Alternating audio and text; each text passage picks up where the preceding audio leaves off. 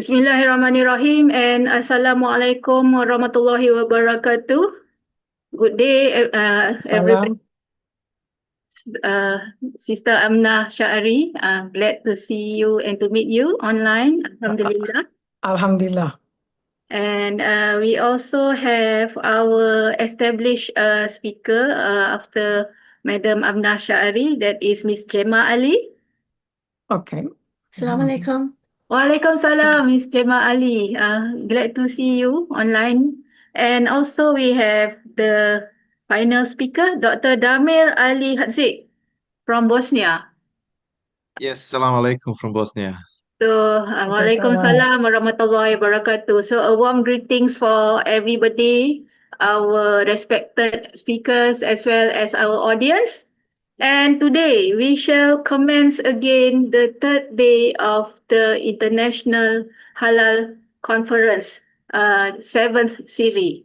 And today's theme conference is Navigating a VUCA World with Integrity. We will look into innovation, digitalization, and authority in halal system in order for us to build a strong foundation based on ethical integrity and trust.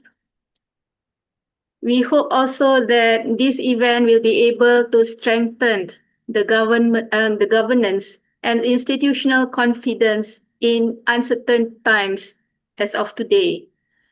We hope that this event will be able to serve as a platform to start the ball rolling on discussion of processes as well as turning values and social mechanism into action, inshallah. And we hope that this will spur ideas, concepts, and turning it into practical action to help contribute into halal resilient economy, besides supporting the human capital development and also enable global cooperation and sustainability across all regions and also multiple sectors, not only the industry, but also the consumers as well as the government agencies.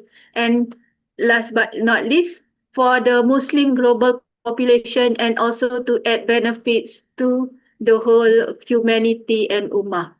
As we approach the third day of our 7th edition International Halal Conference, the theme of our three speakers will cover technology. And today is a very interesting point. Innovation, digitalization, and authority in halal systems will focus on authority in halal interpretation, digital amplification of trust and risk, and also guardrails against fragmentation and abuse. So I now call upon Ms. Amnah Shaari, who is Group CEO Serunai Commerce Sdn Berhad, as well as founder, to provide her first speech on digital trust as a pillar of halal assurance. Please welcome. Thank you so much. Assalamualaikum. Good afternoon from Kuala Lumpur. Yeah. So right. So I will speak in not long, about 10 to 15 minutes perhaps. And then from there, we will talk further, for Q&A. Digital trust is a big thing, as you know. Halal itself has to be renewed every year or every 2 years in order to be valid. It's not forever and ever. So because of that, this is where for our company called Serunai Commerce, since 15 years ago, especially for the last 10 years, we really we developed 14 suites of technology that we can give to the government, to the halal centers, and to the companies, with all the traceability intact in order to make sure the digital trust for halal is there. This is where we can also trace from whether they are vegan, whether they are organic and more, and the origin of the country. One moment, yeah, I realized that I do not have my slide here. Madam, now we can see that. Is it all right now? Right. Yeah, I can see the slide now. Okay, good. So this is what we built. Digital trust is important because next intern, as you know that it's close to 5 trillion economy. I think everybody knows that already. But 85% is produced by non-Muslim countries. It's fine. That's mean that even the non-Islamic countries adopted to it, which is good. And that's mean now it's become a hot topic for everybody. So that's more so because Muslims are more intelligent, more educated, that we want to know what we're eating. Next. So the way we built the digital trust is also because there's so many fake halal in the country, in the world today. And next, intern. This is where we work with Islamic Development Bank to make sure that we give our technology to all the OIC countries to enable them also to trace and track all the halal certification bodies, including the companies that they serve. Yeah, intern, next. So these are the suite of technology. And of course, we have a consultancy as well.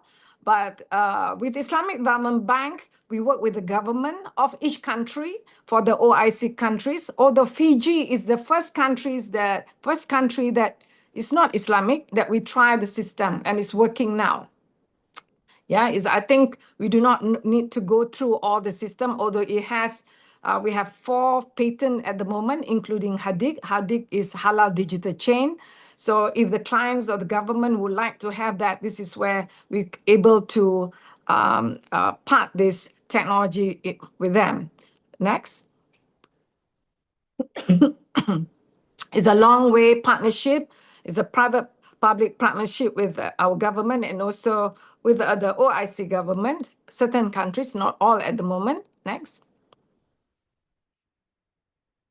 Next, intern. And this is where we advise also for the certification bodies to follow the JAKIM system, the JAKIM halal standard, which is very important because we don't adopt other principle beside JAKIM. Next. And this is where we work with many halal certification bodies around the world. Next. This is, I think everybody knows that. Through our research, there are more than 400 certification bodies in the world, and it's still popping. For example, Russia has more than 100 certification bodies. But the one that recognized by JAKIM, only 2 at the moment. Even in Australia, there are more than 50, even Japan, more than 50, but it's only 6 or 7 in Japan that's recognized by JAKIM. So today, Malaysia recognized more than 90 plus certification bodies, close to 50 countries, as you know. And this, every 2 years, our government will audit this certification bodies, whether they are valid or not valid. This is why we see certain certification body is not in the system of JAKIM as a recognized certification body from time to time. Next.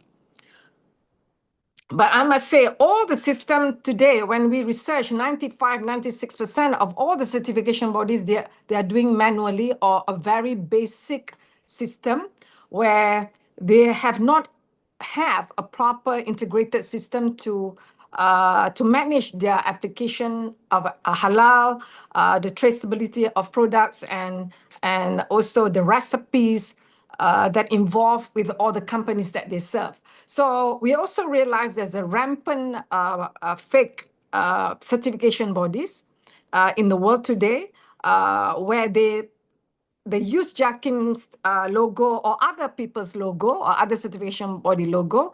And as you know, there is a fake halal logo that they use. So this is how 10 years ago, we wanted this system to be in order to trace all these products and services that in all the countries in the world.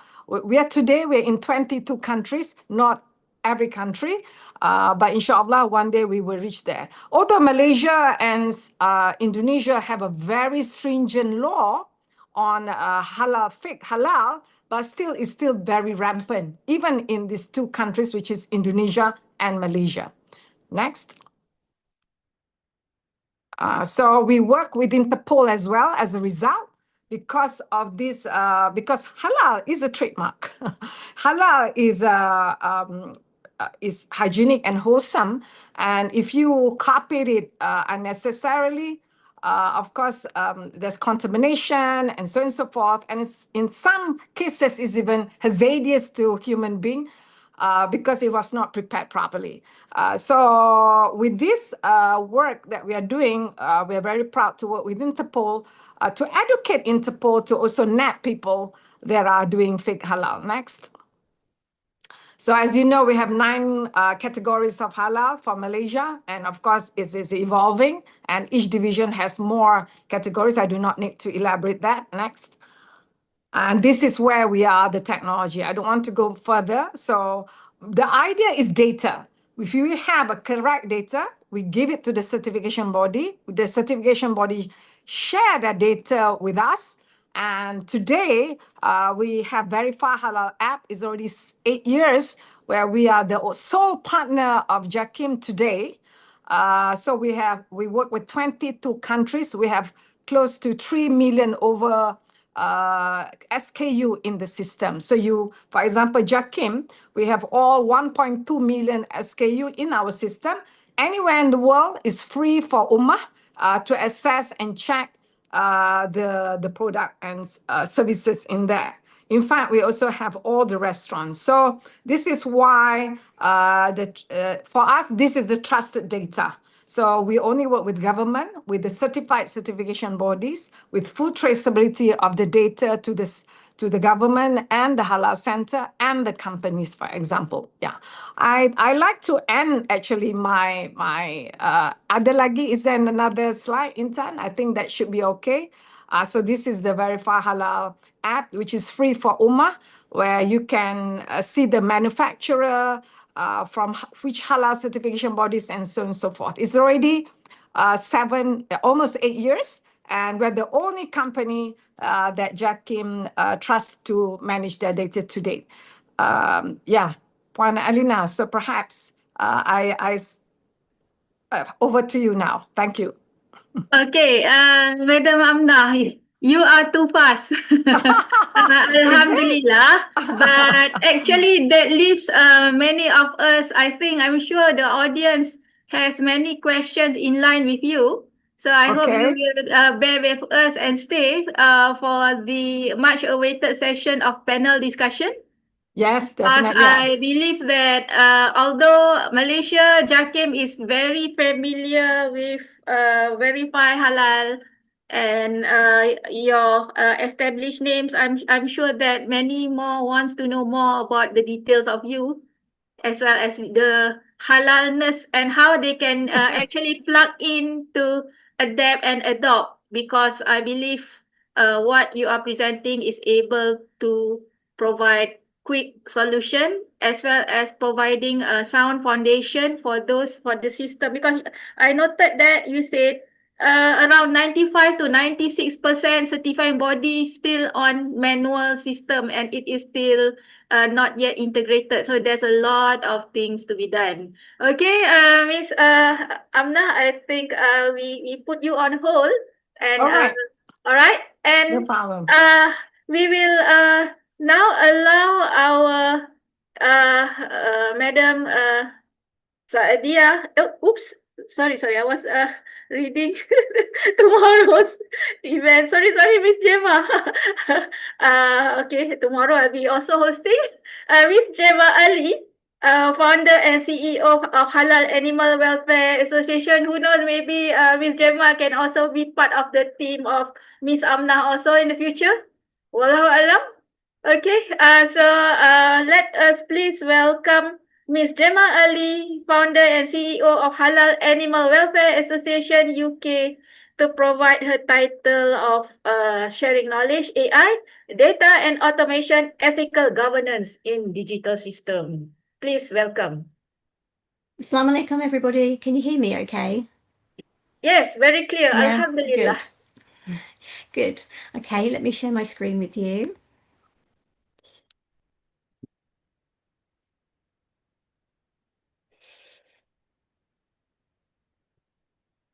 Yeah. Okay, so today I am going to go through, hang on, I've got a toolbar in the way. Here we go. So I'm going to go through AI, blockchain, and automation, how they're tools, but not necessarily replacements for ethics in our supply chains. So this doesn't just have to be limited to animals specifically, but just looking at business ethics as well, and where maybe this technology is really good for us, but it could cross over with some ethical issues, especially as there's still a bit of lack of regulation, and how we still need a little bit more human oversight as we develop these systems. Okay, so we had a bit of global context already, but yeah, our halal economy, alhamdulillah, it is growing very fast across the globe into the trillions. Our growth is driven by safety and trust, but also ethics as well. So this is not just Muslims, so non-Muslims now as well are looking for halal because it's getting a reputation of being clean and pure, and that's what they want to consume and that's what they want to buy. Okay, so alongside of that though, consumers are demanding transparency in what they're buying, and also welfare assurance. So if it is a meat product or maybe a cosmetic or something that has to have some sort of animal involvement, they would like the welfare assurance that we are doing everything we can to make sure animals are being treated as well as possible.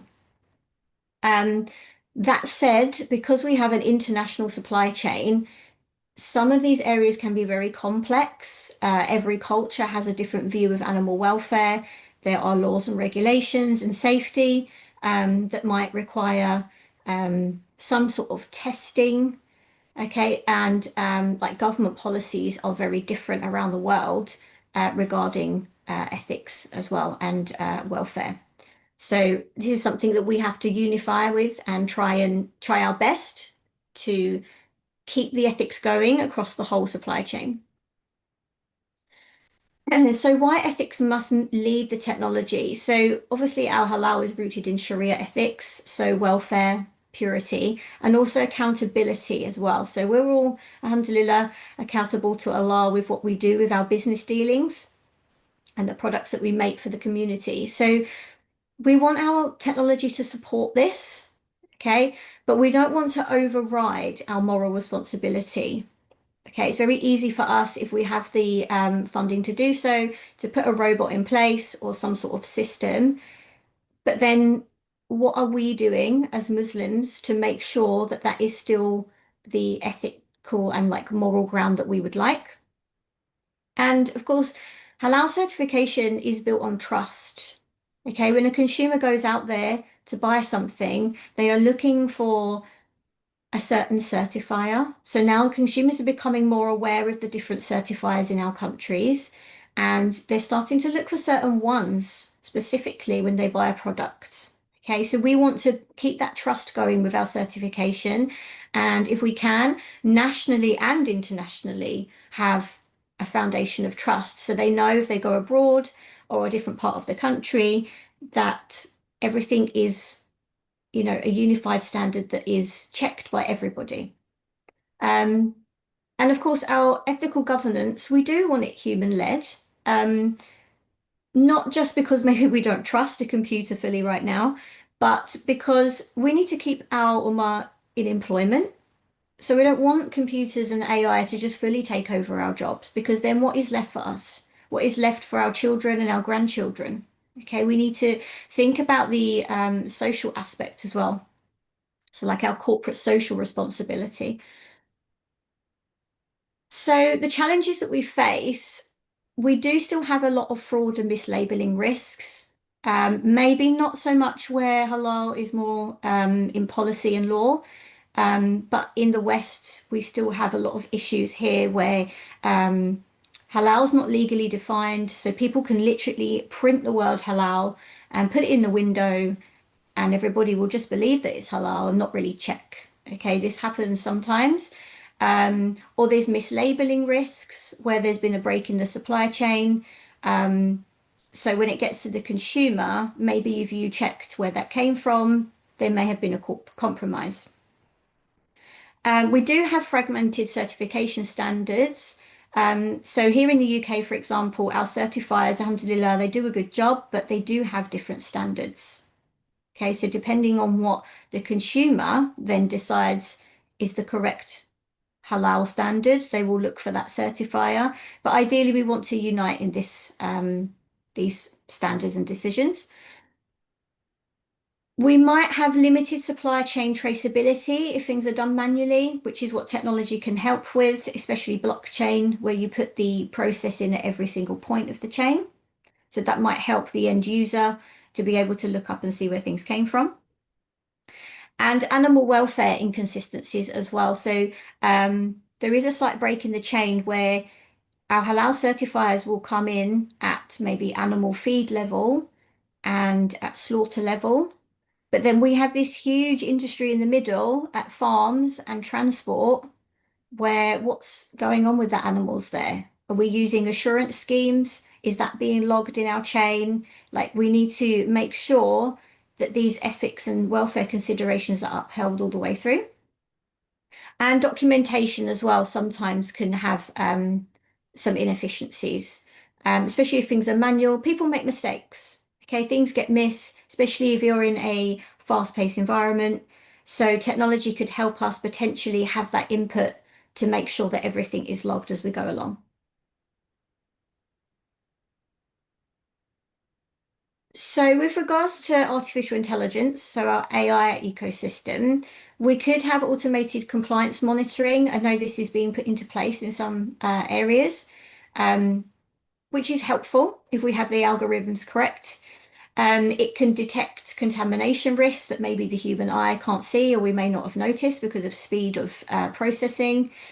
We can use predictive analysis for welfare and health as well. So we can actually build models, computer models to tell if there's potentially a risk with our compliance issues. Fraud detection. So like I was saying, putting things in a computer at every single step of the supply chain will help us see where something has maybe gone wrong or where something is not being fully transparent. So we can then question what is going on there. And it helps with decision support for auditors. So at the moment, if an auditor goes in, they might have a technology log or they may have paperwork, depending on what system you're using, depends where you are in the world.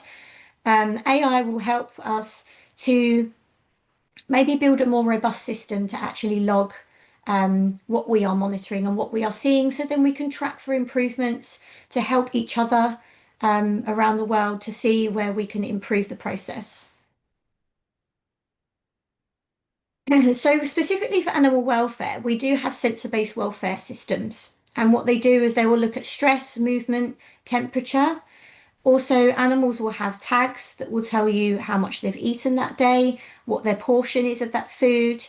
If they get lost, we can trace them, a bit like Find My iPhone if you have an escaped animal. So it is really helpful, this AI, to actually be able to track every animal, because doing an individual health check, if you've got a huge herd of animals, is time consuming.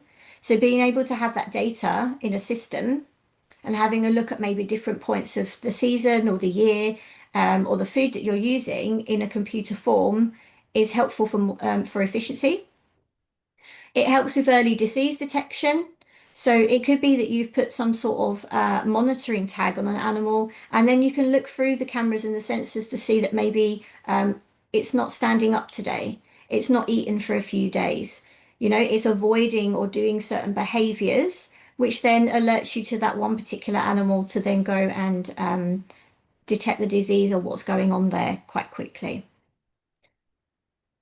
AI can help with transport and handling as well. We have lots of issues with animal transport, especially if they're doing long distance, so maybe like live transport, or if they're on lorries for a long time, because we're having issues with slaughterhouses being close. So AI can help with the like the environment of the lorries and the animals as well. So is it too hot? Is it too cold? Are they starting to feel that stress? Is their temperature going up? Are they moving around too much so they can end up hurting themselves? So AI is very helpful in that sense. And then over time, it helps to reduce suffering through those real-time alerts. You know, if you've suddenly got alert in the back of your lorry that it's too hot, you know, if the chickens are overheating, for example, and they're going to die, the lorry driver is alerted straight away. He can stop and then sort out the issue rather than waiting until they get all the way to the end and seeing what has happened. So blockchain, this has actually been used with some producers from the UK going to the Middle East. It probably has been used around the world as well. It just depends what media report we get here. So this helps with records of slaughter and certification. So where did the animal come from? How was it slaughtered? Who certified it? It gives that farm to fork traceability for every single step. So you can literally look at the genetics of that animal, where it was born, look at its parent stock as well, and then it will follow the chain all the way through until it reaches the butcher or the consumer. It is tamper resistant, so once you put the block in, you cannot undo it. It will have to be completed to go to the next block. I mean, if you do make a mistake and need to undo it, you would probably have to start the entire chain again. It depends how that blockchain has been developed in the last few years, something that I'd have to research myself. But the idea is that it's tamper resistant to stop the fraud, which then enhances the consumer confidence because we know, okay, that's gone through blockchain. That means they have looked at every single step. And alhamdulillah, that my product is 100% halal and they have, you know, this robust system in place. So what does it do? It tracks that provenance and handling stages as well. It prevents substitution and fraud, ideally. That's what we are aiming for here. It enables cross-border verification. So we try really hard, alhamdulillah, across the globe to have these unified standards or recognized standards. So a lot of the Western countries or maybe Europe will try to get, for example, JACIM accreditation because then we know that we can export. So this blockchain and traceability helps us to do international trade without this extra step or these extra procedures because that importing country can see on the blockchain that we did follow all of those procedures. And then it will support those unified global standards. So automation specifically in the operations of halal, we can use robotics for hygienic processing. So obviously our meat needs to be clean and wholesome, our work areas, we don't want cross-contamination with anything haram. Muslim countries here, you have this a little bit better than we do. Because here, if for some reason we have issues with abattoirs, we may have to use one that's, you know, slaughter something haram maybe a few days ago. We have to make sure everything is fully cleaned before we do halal processing. So robotics can help with that. And they can also identify any disease issues that are going through the operations process, so you can get rid of those straight away. We can have automated documentation audit trails, so like I was saying, through the blockchain, for example. We could have smart certification workflows. So using that smart data and the Internet of Things to make sure that all of our processes are in place so there's no compromisation of halal requirements. And ideally, it should reduce human error and contamination risk. So like I was saying, we still need an element of humans to help us with our processes in halal. But with every other process around the world that has been automated, it does help with efficiency, time. Okay, it can be costly to put into place to start with, but over time it improves your process, okay, and reduces that human error as well if we have the algorithms or the programs in place. So with industry integration, we do have the Internet of Things, so the IoT sensors to monitor conditions in real time. Okay, so there's no longer this requirement to wait, you know, till a full process has been completed to see if something is not halal compliant or something's become contaminated or there was some disease risk or a process that's become an issue. we can now see things in real time, which helps us with data mining as well, to then see where maybe things are going wrong or they're going right. We can be positive with this. It helps certifiers and processors to also, promote things that we do that are good as well. We can say to the industry, with integrated technology, we are making sure this industry is, world class, and this is, alhamdulillah, what we have improved over the past 5 years, maybe. Okay. We've got cloud systems now that enable audit transparency. Everything's backed up to cloud, even your iPhones and laptops. Okay, so we don't lose any of that data, inshallah. An interesting one is digital twins. So now we, in the animal welfare world, we create digital twins of animals. So I recently saw an article where a digital twin of a cow was created, which then helps them with welfare and disease issues and oversight in like a real-time setting, or by using the twin to change parameters and do research, which we can then reflect onto the real animal or in the real system. Okay, so digital twins is a big thing that's becoming very real now, and it's very helpful because you're not necessarily upsetting the animal, for example. You can use the digital twin instead.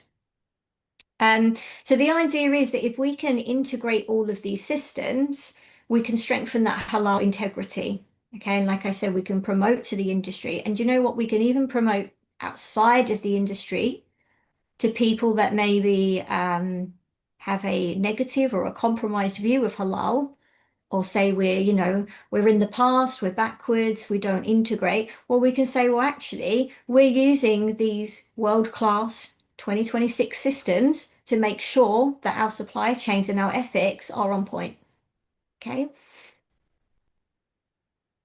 So there are some ethics with automations. We do have risks. So over-reliance may weaken accountability. Okay, if we suddenly start putting technology into place, we may become lazy, and we don't want that. Like I was saying earlier, we need to still keep an element of human reliance going on here, especially with halal, because we have that accountability to Allah. Okay, we want to be sure that what we are providing and consuming is halal. Even though the technology makes it easier for us potentially, we don't want to over rely on it. I think we're all seeing that now with AI, people using ChatGPT and Claude, Copilot. We're learning, we are losing, the next generation are losing the ability to be creative and to write. Okay, our literacy is going down because we can just go onto AI and we can say to it, write me X, Y, Z. I want it in this context with this specific language. I can say to it, I want formal English. I'd like informal English, and it will literally write it for me. I don't even have to think. And this is making us a little bit lazy. Okay, so we want to keep our ummah, we don't want to get lazy. So over-reliance can be a big risk for us with this. We can have algorithmic bias and data gaps. So this is a little bit more technical, something a little more out of my expertise. I mean, I love technology, don't get me wrong, but I can be a complete technophobe when I want to be. But essentially, computers and AI are built on coding and algorithms. So we need to make sure that we have the skills, actually. We need to have the skills within the Ummah to check our algorithms regularly and look at our data gaps to make sure that our compliance and integrity is still there while we are using this technology. And I think something from a more compassionate or ethical side is ethical judgment cannot be automated. At the end of the day, we are humans. We have compassion, we have empathy, we have mercy, alhamdulillah.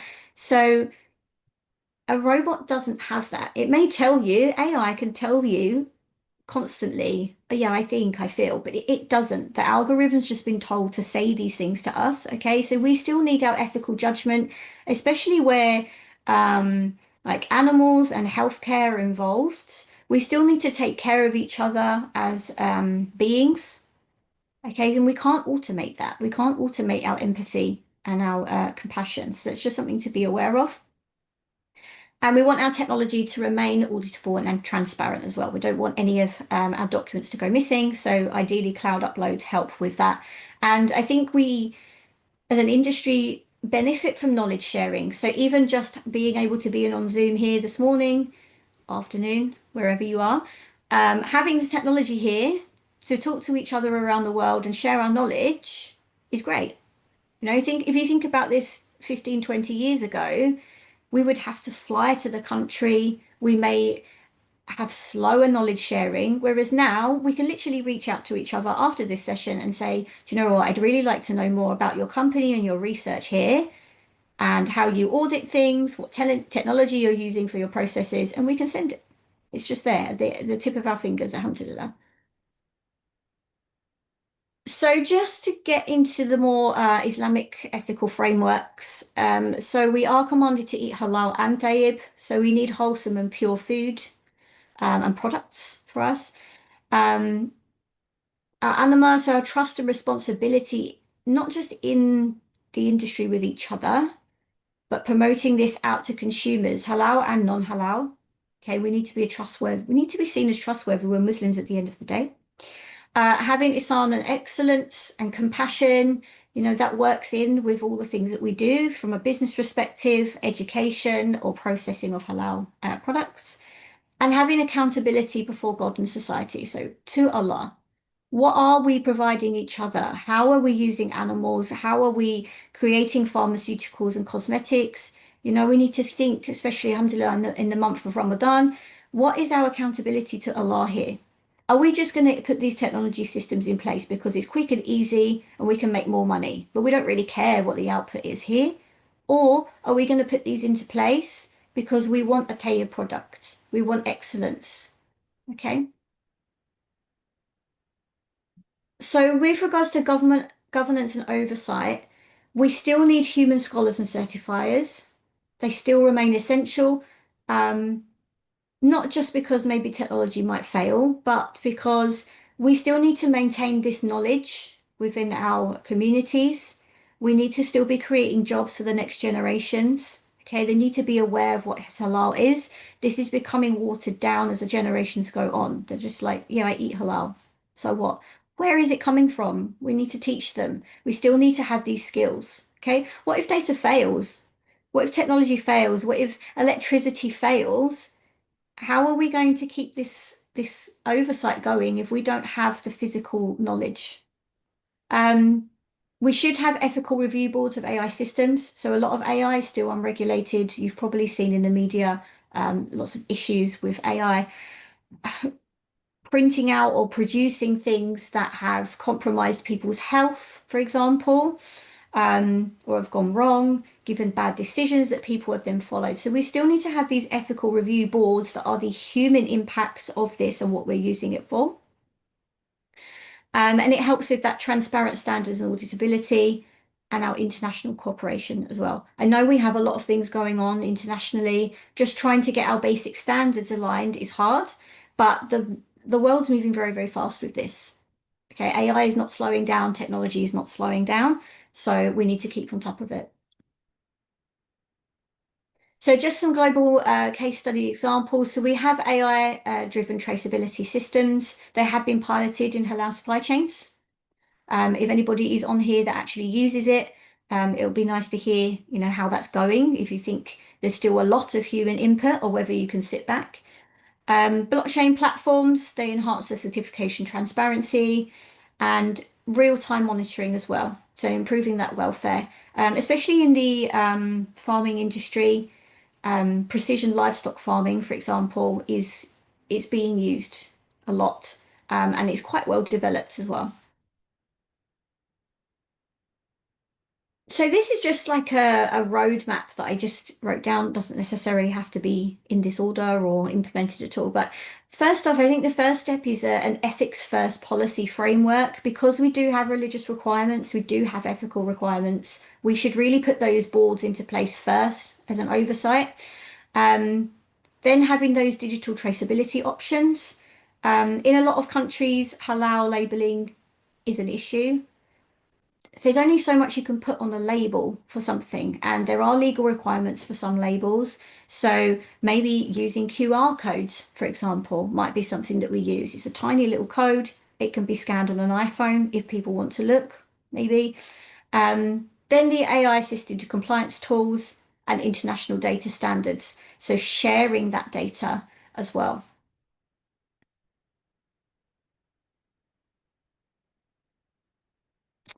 So benefits to stakeholders specifically. So if you are a halal control body or some sort of producer on here, consumers. So at the end of the day, we can produce as much halal products as we like, but we need consumers to buy it. Okay, so if the consumers have trust and transparency in your certification and in your processes, this is good for you from a business perspective. And now non-Muslims as well are looking for that trust and transparency and ethics as well. We have improved compliance within regulation. So ideally, over time, we can start getting rid of any of this halal fraud. I know some of that becomes a legal issue maybe in your individual countries, but you can assure that then your product specifically has been monitored properly. So then that will feed into your business reputation. So if you will get a reputation of being efficient and ethical, then that's good for you, isn't it? That's good for your revenue, because the consumer and the industry will perceive you as being, you know, a world-class halal certifier or producer. And also animal welfare. So this is something that can't be ignored anymore. Okay, consumers and producers now, they want to know how an animal has been treated before it reaches their plate. The next generation are really hot on this. They're really hot on environment studies and animal welfare. So if we can provide them some sort of measurable improvements that we're doing in the halal industry, whether it's at slaughter or before, or whether it's some sort of testing for a cosmetic or a pharmaceutical, then they're more likely to reach out to you and for your products, because it gives them that compassionate feeling. When they buy your product, they feel like they're doing good and they're giving back. There are barriers, so cost. Technology is not cheap. Okay, putting in precision technology wherever it is along the chain does have a high upfront cost. However, the idea is that as time goes on, then your operational costs within your business supply chains will then go down. So then you can have an overall gross profit that is higher than what it was. I know we see this, like for example, here in supermarkets, they put those automated tills in. Okay, so yes, we have less people working on a till, but now after that upfront cost, consumers come in and they just scan their own products and leave. And actually the turnover of people going in and not having to queue is better for the retailer. Okay, so over time, it does help with that. We do have digital literacy and training needs. So a lot of halal training courses or agriculture courses or food standard courses. I mean, alhamdulillah, we're all very well educated in these areas. But where's our digital training? Like learning coding and AI is a completely different area. It's a completely different degree, completely different course, and it's not easy to learn. Like learning coding is another language. So we need to somehow incorporate those training needs within our supply chains. Otherwise, you'll get auditors that turn up and they're very good at the holistic approach and the manual monitoring. But what do they actually know of what's going on with the whole computer data thing? It may be completely over their head. We need to look at data governance and privacy as well. We don't want any cybersecurity risks in our supply chains. And cross-border regulatory alignments as well. So we all have different policy. So trying to get those unified for international trade as well. So the future outlook, obviously that unified standard, traceability systems, AI-assisted welfare certification would be helpful in our chain. So it's not just about monitoring slaughter alone and onwards.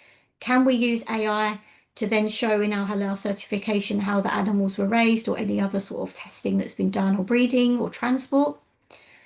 Having ethical technology standards. So that's already been highlighted. not just by me, but across the globe in media outlets as well, that there is unregulated AI going on. So how can we control that?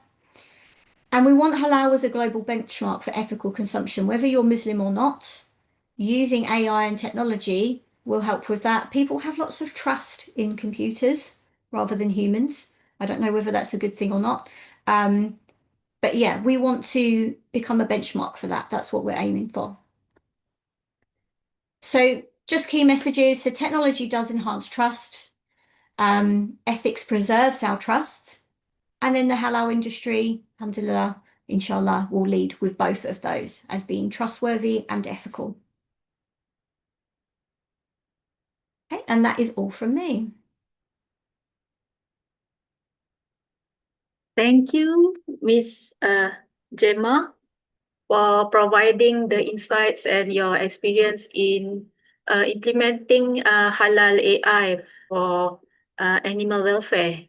So we hope that you will stay with us because after the third speaker, there will be a panel discussion, and I have seen that in our chat box there are active questions with regards with technology and as well as the topics we are discussing today. Thank you again, Ms. Chenma.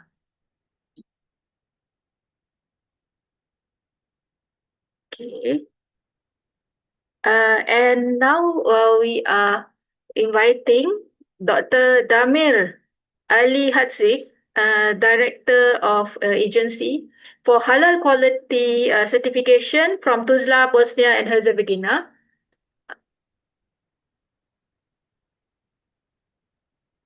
Hello, assalamu alaikum. I hope you can Waalaikumsalam hear me. warahmatullahi wabarakatuh. Yes, it's clear, alhamdulillah. And I'm trying to see my okay, it's here. Okay. Okay, let me just share my presentation because yeah, this is quite early morning, so very good morning from Bosnia because we are 2 hours before Mecca or before Istanbul time. Okay. Okay, I hope you can see my presentation, right? Alhamdulillah, it is clear and the audio is also good, Dr. Damir. Excellent. So I can continue with my presentation, right? Yes. Okay. Yeah, as you can see, my subject is traceability, transparency, and accountability in digital halal ecosystem.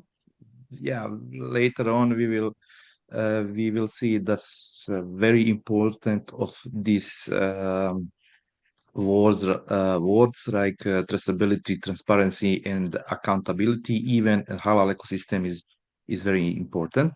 So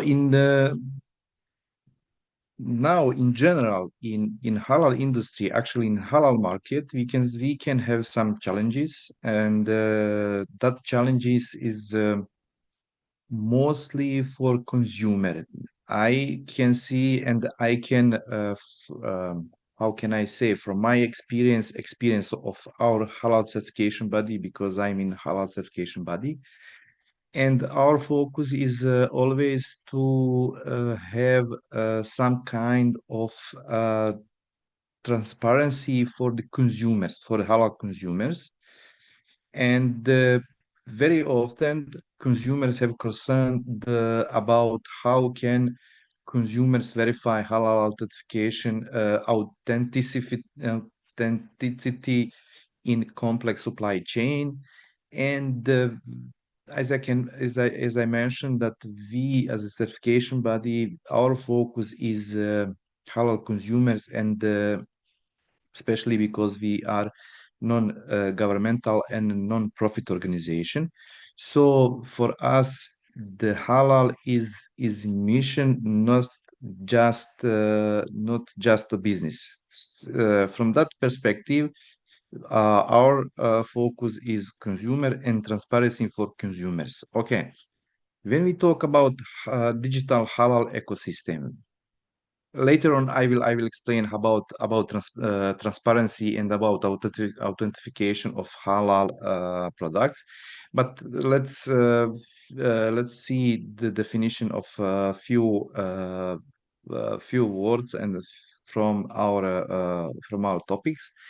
And the digital halal ecosystem already is defined by Madam Gemma and Amnah before. They already mentioned some about the digital halal ecosystem, etc. So all of us, we know that halal ecosystem could be connected platform, infrastructure linking producers, linking certifiers and certification bodies, linking accreditation bodies, linking consumers, producers, etc. Actually, we can say that all stakeholders and interest parties for halal that can be halal ecosystem. When we talk about digital, we can say that sometimes, somewhere in some processes, we can digitize some processes. We already saw the presentation of our system Gemma, that AI can help us in even in certification body during the audit, during the documentation, etc. That some digital some technology can help us and improve some halal and improve even in during the certification, during the audit, and even during the analyzing halal products. So the other words and definition is very important from every certification body. Even it is, we can say, it is a standardization word and definition. It is traceability, and traceability means we should track every steps, and that's what it is very important, and the traceability is very important, especially for halal products from production, from farm, from the beginning. Every step should be halal during the production. Raw materials must be halal, and distribution and process, warehousing, distribution and processing all of them should be halal, even during the retail, during the warehousing on the market should be on halal side, should not be cross contamination, etc. And of course, about retail, it is very important to be packaging in package and to be label and how can I say? I need one word that I can remember. To be applied halal logo and to recognize is it halal or not. When we talk about transparency, another word is very important for. I didn't mention here about traceability. Traceability is important from producer, is important from certification body. It is important for accreditation body.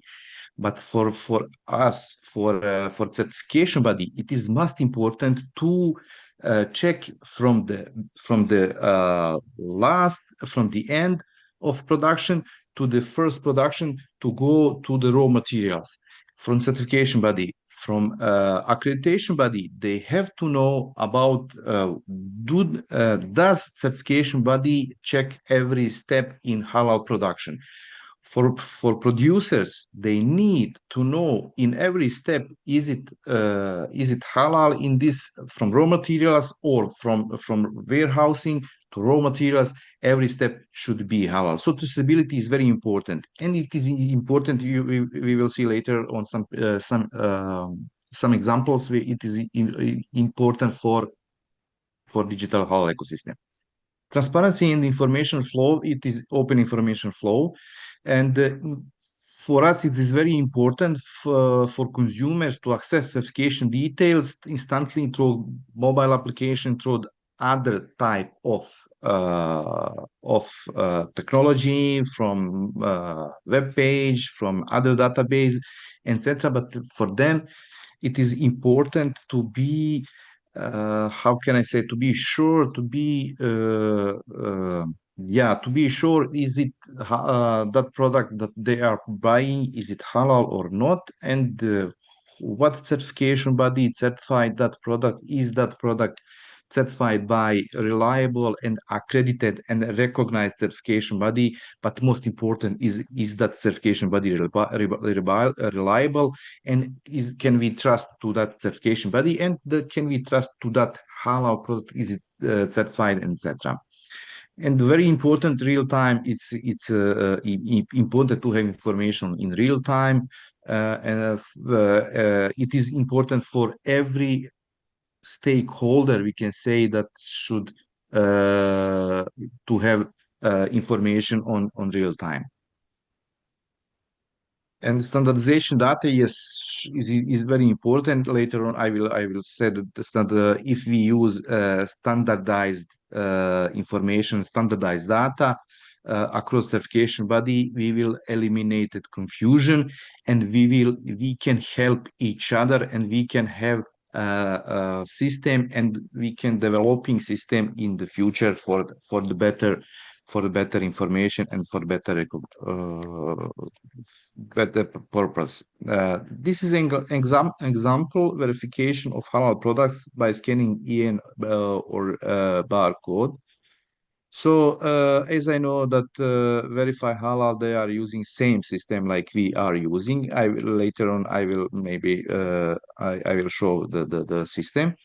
So when you now you can all of you you can scan this QR code or type on browser on this our web page, and when you scan or type this web page, you will go to this our web page, and you can install that application on your phone, and you can download it for your phone. It is, of course, our application, and as I mentioned, that our focus is customer satisfaction, actually halal consumers. We always trying, and we always pushing our clients to implement halal logo and to put on label our halal logo. So yes, most of them, and 95% of our our clients, they are putting and labeling our halal logo on their halal certified products. So some of them they didn't, because of some they have some reason, their own reason. So because of that, we are always trying to share information about halal certified clients and halal certified products. So we developed this application for consumers. Okay, when we scan this, what is important? This EAN code, EAN or barcode, it is common. How can I say, common for all products in the world, as I know. So every product in the market should have this barcode. When we scan barcode, we will have information: is that product halal certified or not halal certified by our agency?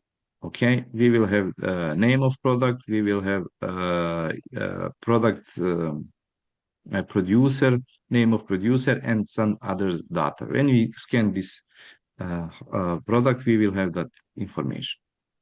And of course, additional information, we will have companies, halal certified companies by our agency. We will have information about halal certified products. All halal certified products can be here, and we can find our categories.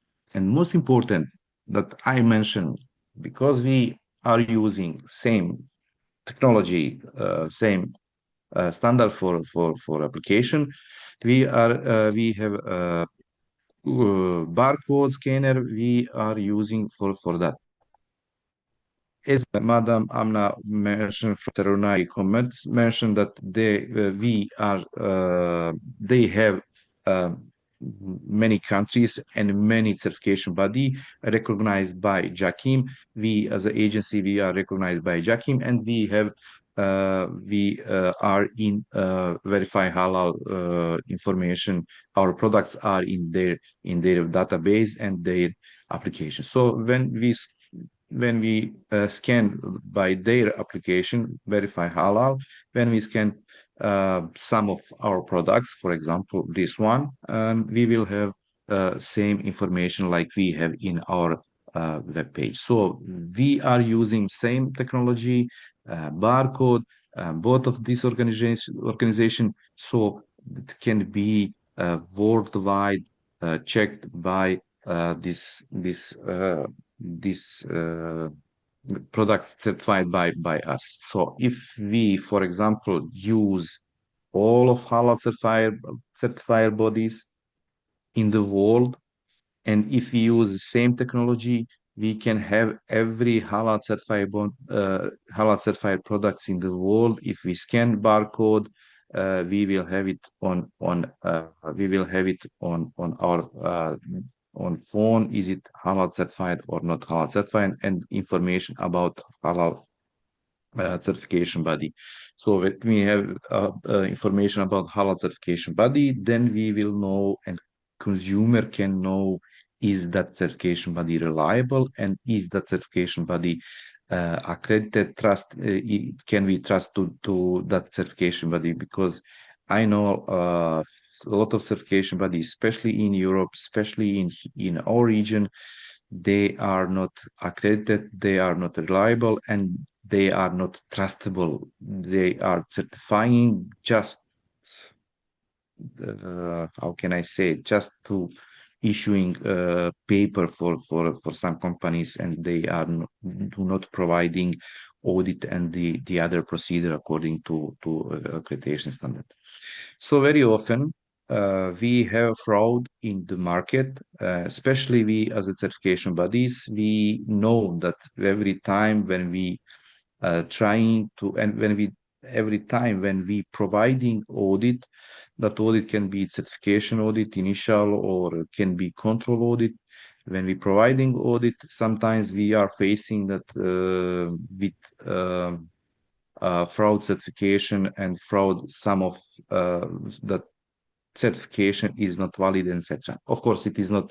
This example is our friend of ours, halal certification body, very trustable certification body. Just for information, that QR code can be, especially for us, for certification bodies, is it really helpful technology that we can use it for to have information in real time, just to scanning QR code, and we will check is that certificate valid, or that certificate is not valid.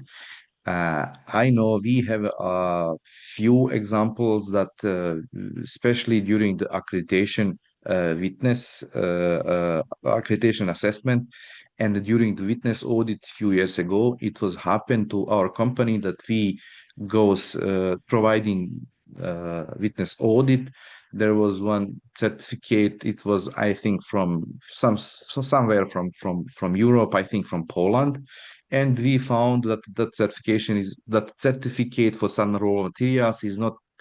How can I say? We saw it. Something is not right with that certificate, and that certificate that wasn't applied QR code. And I know that certification body, and I know director of that certification body, and I sent to him this picture of that certificate, and asked him about, is that certificate valid or not, and he of course, when you set with WhatsApp or other type of how can I say, the picture of it, you never know, someone will be online to answer you immediately or something like that, and I have to wait sometimes maybe a few hours or something to answer me on that information, is that certificate valid or not.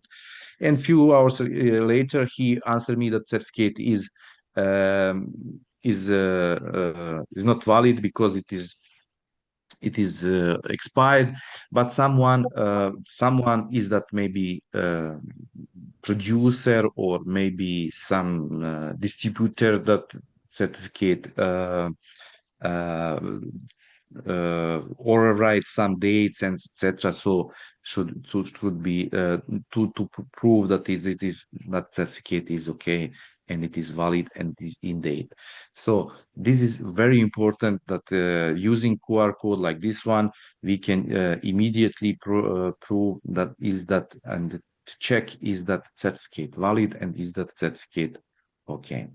So accountability for halal products, accountability and clear responsibility is on halal certification bodies and for producers. Certification bodies verified traditional and audit trails for halal certification issued. So, of course, producers and manufacturers compliance obligation with panelist for evaluation clearly defined. And but yes, we can say that responsibility on certification body. So we, as a certification body, we have to find a way how to all time provide and how to all time provide information for halal consumers. Is that product, is that client, is that company is trustable and halal certified, and we as a certification body have to be trustable and have to be recognized and to be accredited and follow all procedure to be on the right way. So a lot of technology, digital technology can help us.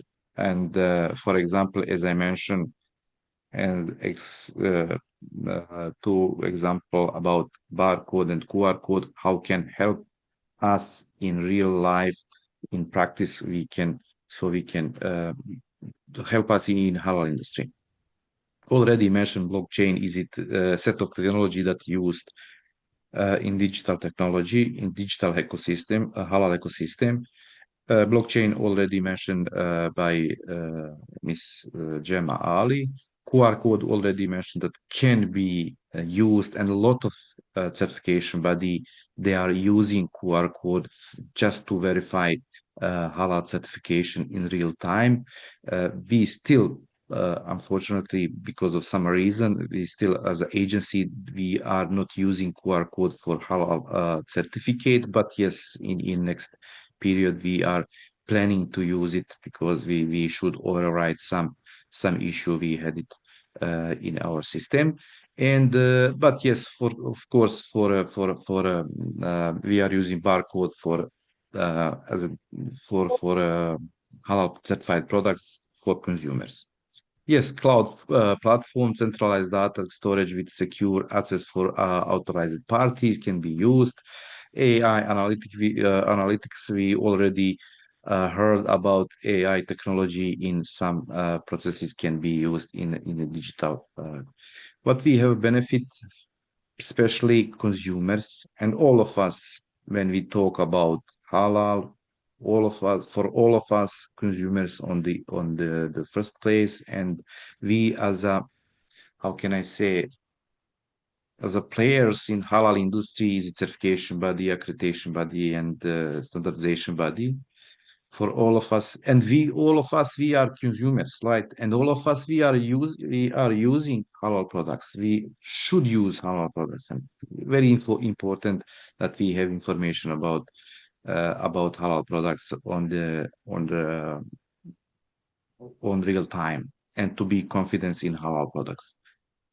Other benefit is operational efficiency, automated process, reduce certification cost. Yes, could reduce certification cost, but still we need certifiers and we need certification bodies for certification, and it's still it will cost some money. Of course, it will fraud prevention, real-time monitoring detects and prevents counterfeit certification. We can prevent some certification bodies, some distributors, and yeah, we can in real time check is that certificate valid in real time. We check if we are using some technology in real time. We can check is that certificate halal logo, halal products certified, and etc. Is it trustable or not? And streamlined compliance opens international trade opportunities. We will have opens and yeah, market access for that. For conclusion, digital halal ecosystem solve trust and verification challenges. Traceability, transparency, and accountability work together. It is important even for us, for all of us. Traceability, transparency, and accountability is important. Technology enables real-time compliance monitoring. We can, in real time, immediately we can check is that certificate, if we use your QR code, is that certificate reliable or trustable or not? Is it valid or not? We can real time check is that product halal certified or not, etc. Benefit include cost saving and market expansion. Yeah, this is, if you scan this list of halal this QR code, you will have a list of halal certified products, and you will have our database and application. So that's all from me. Assalamu alaikum wa rahmatullahi wa barakatuh.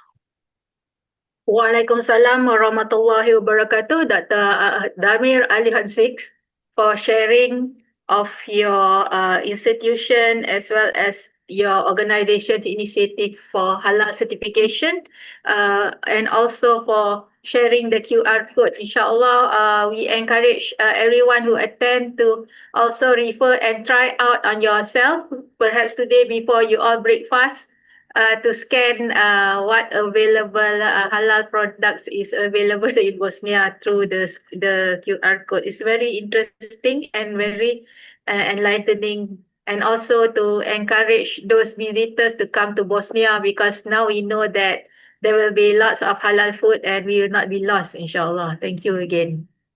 Okay, now we will come to the much awaited panel session, because I believe technology is a really good solution to overcome the halal headache, especially when it comes to manual audits and then the documentations.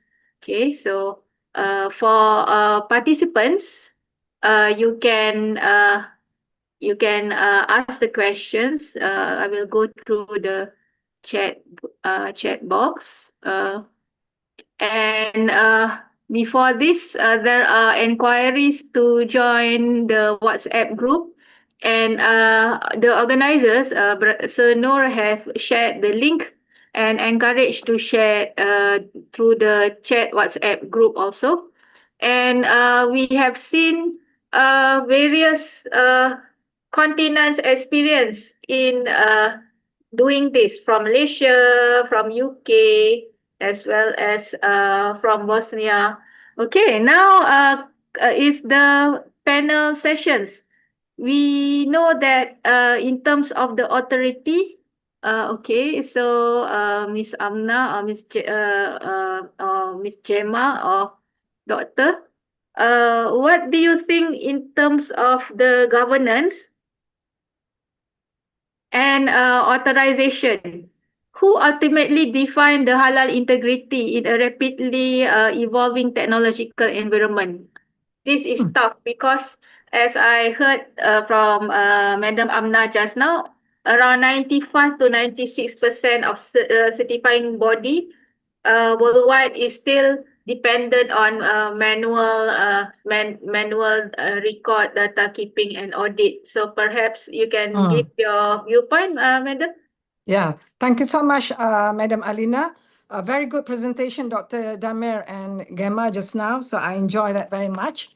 So just now I have through the chat group, Dr. Ashik Al-Haji Madugu said, posed a question as well, which tie with your question just now, Dr. Alina. Can automotive system replace human monitoring, surveillance, and evaluation in halal certification system? So the truth is, human is a very strange mammal. Not although you're a Muslim, although you profess to have a high integrity. I'm not putting anybody on the bad light, but in general, there is bad and good people. So this is where, when we work with Interpol, the people that we never suspected are the culprit of the system. So when people say farm to fork, it sounds lovely. We have full integrity from farm to fork. But the truth is, it requires the technology and human to work together to make it work. This is my opinion. I'm sure Dr. Damir and also Gemma can share their feelings as well. So we view that as technology is just a tool. Okay, as you know today, from AI, everything, it become more sophisticated. Look at the robots, the Android, even restaurant one day will not have human being there.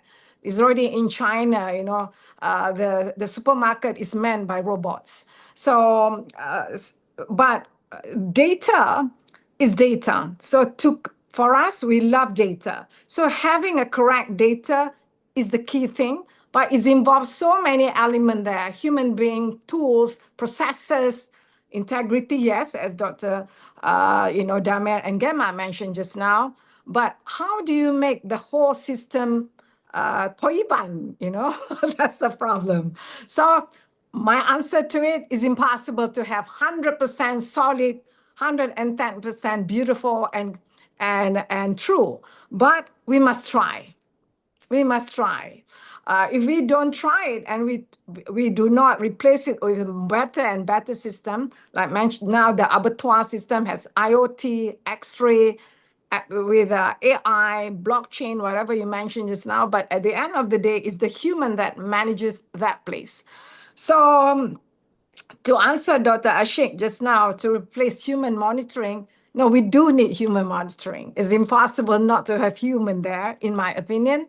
And for us, that's why we believe in JAKIM, because JAKIM is monitoring the certification body that monitor the industries around them.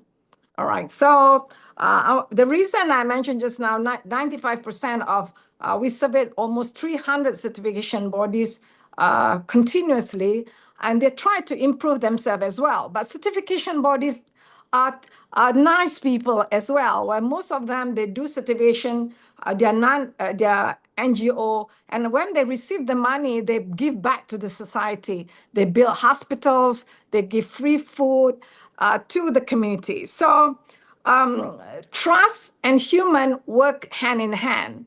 And this is where the government bodies need to be there to make sure to monitor the officials, the law.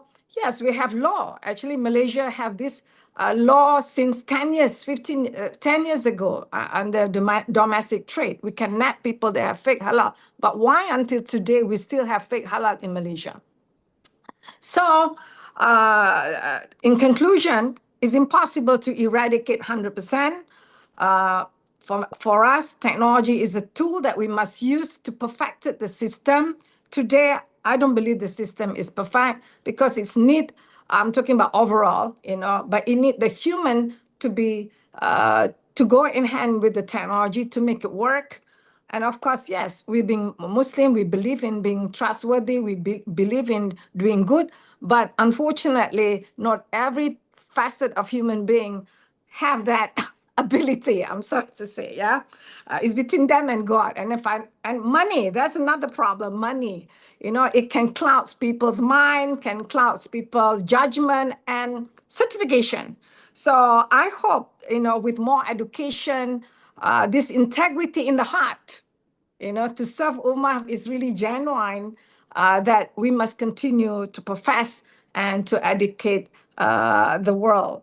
So I guess I leave it to Gemma and Dr. Damir now. Okay, Ms. Amnah, we listen from Madam Gemma and Doctor from your viewpoint concerning about this issue. Yeah, I mean, I fully agree with all of those points. Some of it we've covered in our presentations, but I think as well, something that I've always said since sort of joining this industry and getting involved is we have our laws and policy to do with our food standards or our pharmaceuticals, whatever it is that we're producing as halal. But as an industry, even with regulating AI, for example, I feel like we need to go above and beyond. Obviously, we have to meet the laws of our land. We have to make sure we are legally compliant because that's, you know, what our governments expect. But we do have a responsibility because of that God consciousness to effectively be better than our policy and our standards.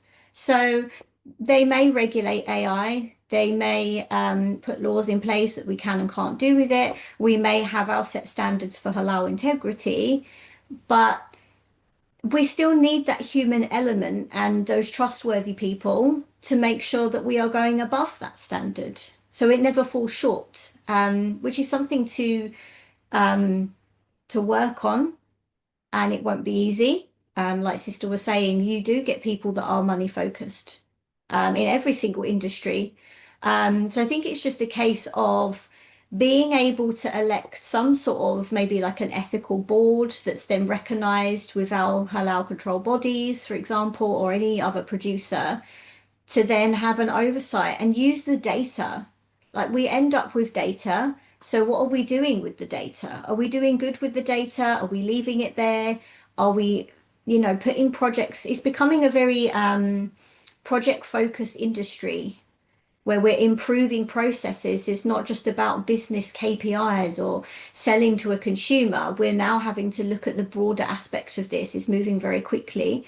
But that said, we need to also think of the Muslim nations that aren't as far ahead of this. You know, we, alhamdulillah, we're privileged. We're living in a time or an area where we have the money to implement these systems. How can we use our data to then educate or inform maybe, you know, the poorer nations, the different demographics within our ecosystems as well, so they don't get left behind with this technology as well, even more so than they are already. I think that's another ethical consideration of technology is, you know, not just having the rich nations who can afford all this technology just taking over completely. You know, to some people, just having halal in general is a privilege for them. So how can we actually help them with our knowledge of AI and technology? You know, you were saying, Sister, that a lot of companies will give their profits to charities or schools or hospitals. Maybe we should also make sure that we give some of our money to those other nations that can't afford this technology and help them have it somehow as well. It's just another consideration. Yes, thank you, Ms. Gemma. I think that concerning about data, consumers nowadays are well informed and not illiterate compared to decades ago. So do data also have expiry date? Because consumers want information in real time. They expect it to be accurate, accessible, and fast on the spot. And also, how do we separate the elements of mistakes or bogus information or false misrepresentation, or perhaps like expired halal certification or fake halal certificates. So who actually compiled that, and then in terms of ethics, who have access to it? Can it be wrongly used, or how do it in the long run maintain the integrity? I think this is a big challenge for us all, because as we know, the halal system is still fragmented, and adaptation and adoption really takes time, because to set up, of course, the infrastructure will be very costly. So what do you think about that? Dr. Damir, or I put, maybe you have not spoken, maybe I should give it to you.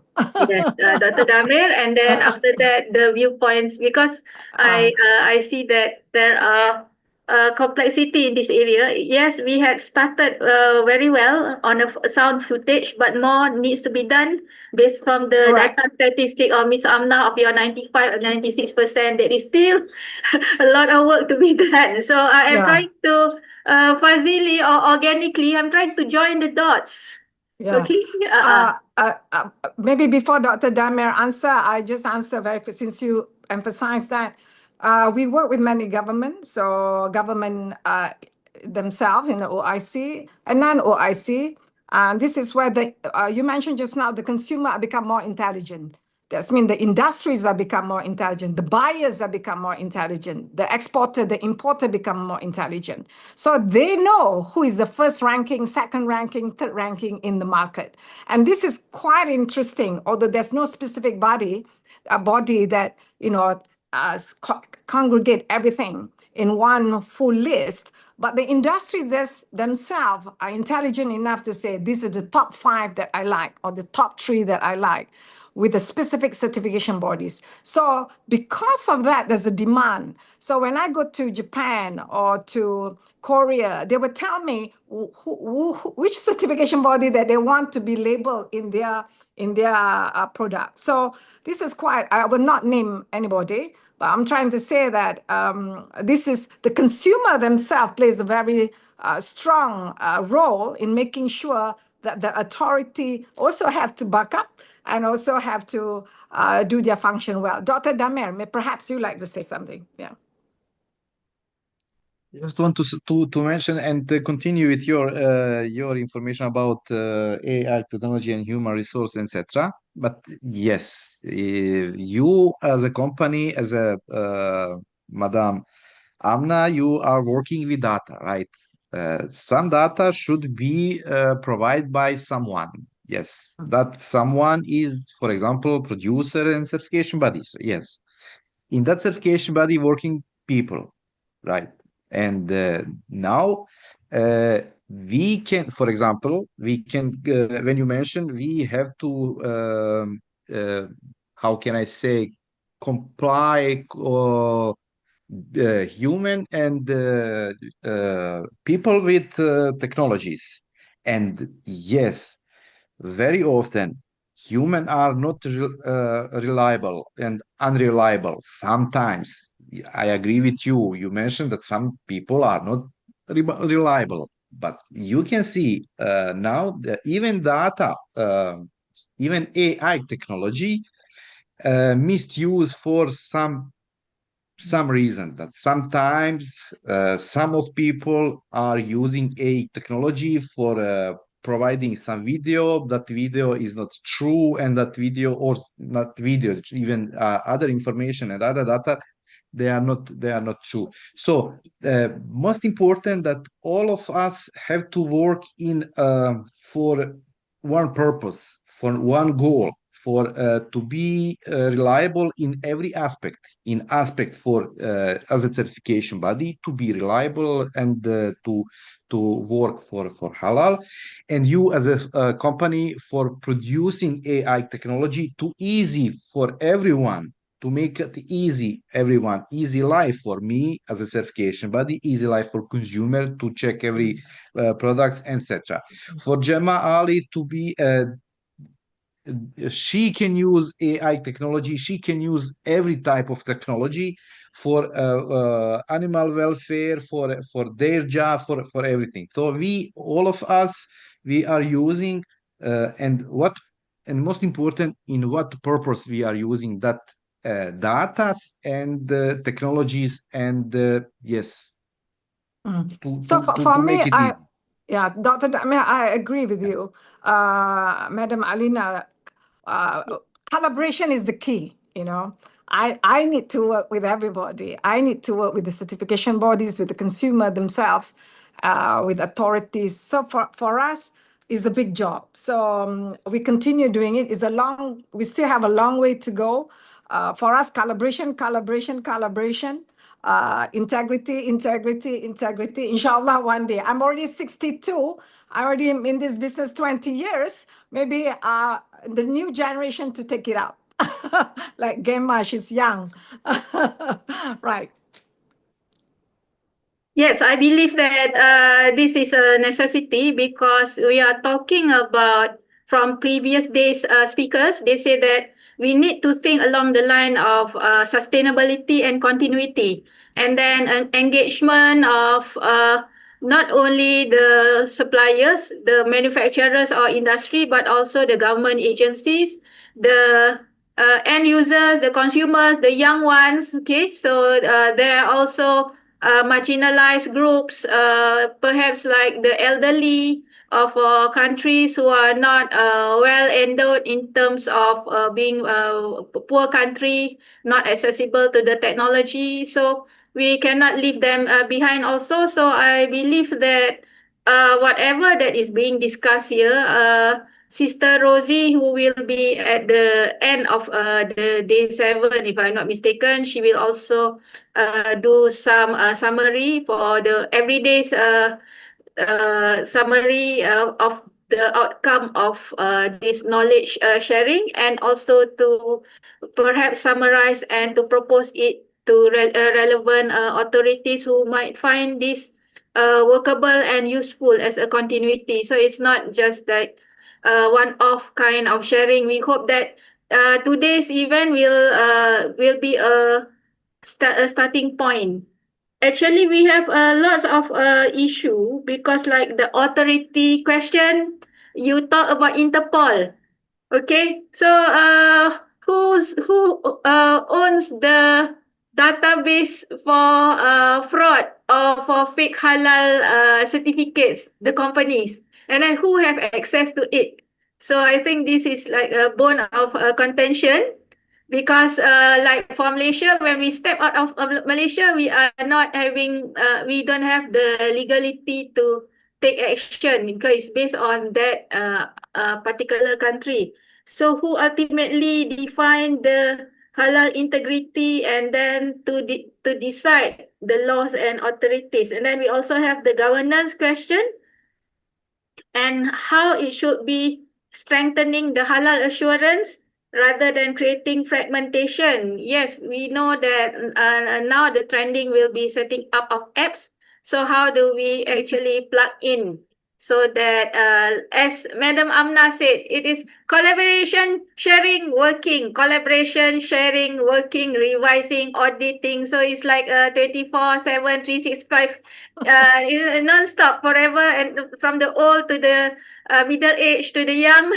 Okay, it's not like okay, you get the halal certification today, and then wait for 2 years from now before 6 months is expire, and that's it. No, it's like continuous real time maintenance. And besides that, we also have the issue of institutional governance mechanism, so that there will be abuse, prevention or misrepresentation, because from the context of majority Muslim countries like Malaysia, multiracial, and Indonesia, we have the system in place, or like the OIC. Okay, the Muslim majority. How about the Muslim minority, whereby the laws and regulation may not be that Muslim friendly? And also, the last and not least, so I'm opening the questions for all three of you. Future readiness. How, like Madam Amnah says, is collaboration. Yes, it's tough. It's tough to do, but it is not impossible. So perhaps the three of you can also comment and give some insights to us as an audience. Future readiness. Okay. So maybe Gemma wants to start first.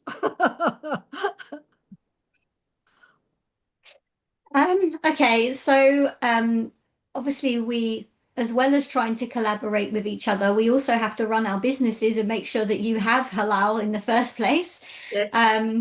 But I think having these conferences and when we have our expos around the world, whatever it is that we do throughout the year, I think it's beneficial to maybe in each area have some sort of separate meeting or something about this specific issue. So people that are attending the conference can attend this and use that as an area to, put out ideas of how we can monitor this, where we go forwards, like what's happening now, what we can do next, how beneficial it's going to be. Maybe pick a representative or two from that particular region. And if we did that across the globe, eventually those representatives could then, like how you elect a board of governors basically or executives, they could then be the representatives for specific AI issues, or blockchain, whichever it is you've discussed. That would help with the initial point of collaboration. We need to understand each other's pain points first. You cannot go forward with a project unless you understand the issues and the challenges that we all have first. Because you have to overcome your internal issues to then go outside of that. Otherwise, we end up with that fragmentation. And then, maybe it could just be that we end up having a body, so to speak, which is specific for technology increase. And then those people get re-elected maybe every year, and change as per expertise. I mean, it's a starting point that we could do this. Obviously, we have our country policies that may differ. So that's why I was saying that we should, as an industry, go maybe above and beyond those policies and make sure we have something in place. We all live by, for example, Sharia law. So why can we not all create our own agreed technology integration? Maybe that's me just being a bit, sometimes I can get carried away with my ideas. So, but yeah, I think it's beneficial to, we come to the conferences and we present our ideas and all of our knowledge, but when do we actually pull that together when we meet together and then spread that knowledge? So yeah, maybe having those discussions individually to pick some sort of ethics board maybe for technology. I don't know. What do you think? Maybe Dr. Damir now like to say something before I say my last. Yeah. Okay. Just a few words about that. Yeah, the future readiness, yes, collaboration, as Amnah already mentioned. We as a certification body, we have our problems, and we have sometimes need some solution from, for example, companies like you from data. We have data, we can provide data, and we will have some solution from development company for AI technology, for other types of technology, and to provide solution for us. For example, for audit and providing audit on site, or etc. Yes, there is some similar, how can I say, for example, for our goal is not our goal in Bosnia, it is not same goal like you in Malaysia or in Saudi Arabia or in other Muslim countries, majority Muslim countries and Islamic countries, because we are here, for example, in Europe, and we don't have a regulation for halal at all. We don't have any type of regulation for halal, and for us, most important are standards. And for us in Europe, when I said for us, I mean here in this part of it's halal standard. Halal standard, we can use them to provide and to produce halal products, not law according to governmental law or some, etc. So we have some times of focus, but for sure collaboration is how can I say, from certification body, from industry to developer for AI technology and the other type of technology. Right, lovely. For me, Dr. Alina, so that was a good question, future readiness, to conclude in conclusion. Rather than, for me, we got to be careful because the consumers are very, very powerful now. They can kill a brand in a second. If they decided they don't want to buy your brand today or your product, is just diminished. So the future readiness, because of the technology, because of the media now, people have become very intelligent. They research in advance if they want to go to the shop. They research in advance before they even want to buy a product. So we got to be ready for that, okay? And for me, data makes sense because people need it. Data is important because people wants to validate whether it's valid or not. So we are just the players here, even the certification bodies, in order to make sure the ecosystem is complete. We talked by my opening by saying that it's almost 5 trillion economy USD, the trade of halal. So everybody moving towards that because unfortunately money and consumer and business goes hand in hand and living, okay, in order for us to have a better education, better medicine, and so on and so forth. But there's a lot of other areas which has not been touched. For example, drugs, medicine, yeah? So almost 90% of medicine are still not 100% halal. There are many other industries, medical devices, for example. These are the new areas that we need to be ready. So again, this again is because of the demand from the consumer. So yes, we need to keep improving. We need to keep changing. The law need to be imposed. There should be people that, the police in a way, to make sure that govern the integrity of halal as well. So for me, future readiness, we need to be ready for the consumer. We need to be ready if the human being become more intelligent. But Alhamdulillah Rabbil Alameen, I travel a lot with Intan around the world. The Muslim and halal has become very sexy word, you know. It's become very special word to everybody, from China to Russia and many more. So this is good thing because I started it 20 years ago. People are still in the dark a little bit, but today everybody knows about it. So this is good. This shows that halal has become part and parcel in our life, in our ISO every day, in SOP every day. We check the restaurant if you want to go. Even when you landed at an alien country or you have never been to another country yet, you still say, hey, is there a halal restaurant? Where's to buy my halal thingy product? So future readiness, we got to be ready because the human become more intelligent, export import has become more intelligent and need good things.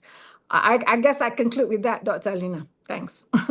Thank you for this sharing of your widely traveled lady, and also to see the context from other global nations with differing experience and viewpoint. Yes, we really need the diversity to work together. And halal is not just for Muslims. Actually, halal is for humanity. Yeah. And humanity will really benefit from it due to the transparency and due to the simplicity.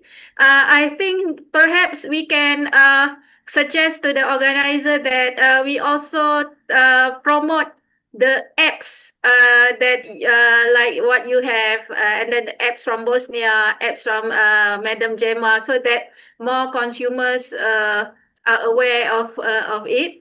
Okay, the QR code. So because I remembered the speakers from day one and day two mentioning that for the government agency, law regulator, manufacturer, they are very familiar with using it and being accessible to the apps, and they know what to look for. But for the normal layman of consumers, perhaps it's a housewife or is it the elderly or children, they may not even know that it exists or it is too cumbersome So perhaps the general consumer, when they go to the aisle or the supermarket, just lazily take product packaging with the Arabic word halal, so that is good enough, halal and bismillah. But if we were to actually make it easier for them to be aware that by QR code, this is the current way of discerning between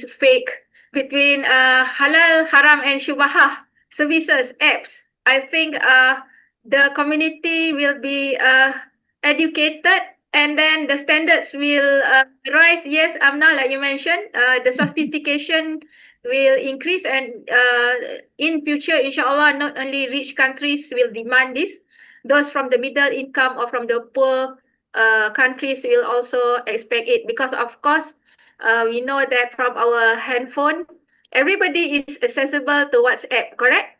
So WhatsApp is accessible not only to rich or middle income countries, it is also accessible to poor countries. So we hope that halal is not exclusive, is inclusive for everyone, and we do not segregate those from the rich countries, middle income, or from those. Yes, I think what Gemma had mentioned just now about being mindful of those who cannot afford, or some other value proposition as a humanity to bring good. And from the Bosnians' perspective, I think, Doctor, you have a tough time there because you don't exactly have the infrastructure like us compared to Southeast Asia, yet you're able to show the progress through today's presentation, and we look forward that there will be more sharing to come in the future. Okay, hold on. I'm looking into the last round for the chat. Okay, we have seen. Okay, Mr. Keba Langsonko, West Africa, having the pain points of fake halal marks because of low consumer awareness. And then Dr. Ashik Alhaji Maidagu, a student of so had tried verified halal, so need to work with local regulatory bodies. Dr. Syed Khaja Arifuddin, okay, thanking Dr. Damir, okay, and Dr. Arif from Tashkent, Dr. Moin Khan, so conducting research at university in New Zealand.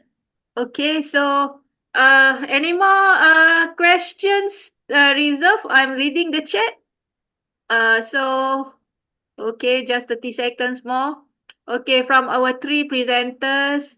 Oh, there's another one. Okay. Okay, the organizers, inshallah, will provide the link of recording for today's session, inshallah. And I would like to thank the very the enthusiasm and the efforts that all our three speakers had put into to share and engage the halal business, halal apps, halal whatever, okay, to us.